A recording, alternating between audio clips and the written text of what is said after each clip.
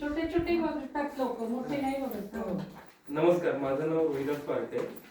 मी मागील 4 वर्षापासून ध्यान आणि मेडिटेशन वगैरे करतो.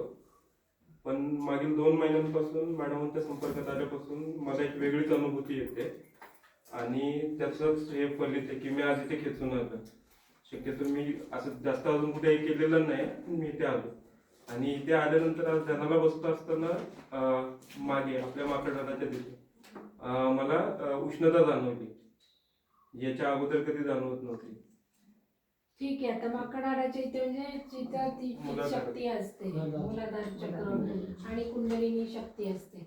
आता तुम्ही जर ध्यान साधक असताना तर तुम्हाला ठण ठण ठण ठण हातोडी मारली असते तिने, कारण तुमची क्षमता तेवढी ध्यान केल्याने ऊर्जा घेण्याची होते. लिटरली हे काही साधकांना इथे होतं.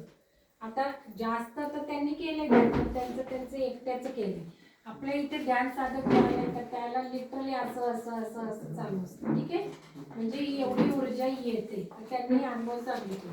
आणि तुम्ही काय म्हणत होता, इकडे गेलो तिकडे गेलो पण इथे काही जास्त समजलं ते काय ते सांगा ना. मी याच्यापूर्वी जे वेगवेगळ्या साधना आहेत, सहज योग आहे, त्याच्यानंतर पत्रीजींचं आहे, तिथे मेडिटेशनसाठी एक येतं, त्या बऱ्यापैकी सगळ्या गोष्टी बघितल्या. नाथ संप्रदायातल्या काही गोष्टी बघितल्यात आणि त्याचा जो सार आहे ना तो सगळा मिळून मॅडम घेतात इथे.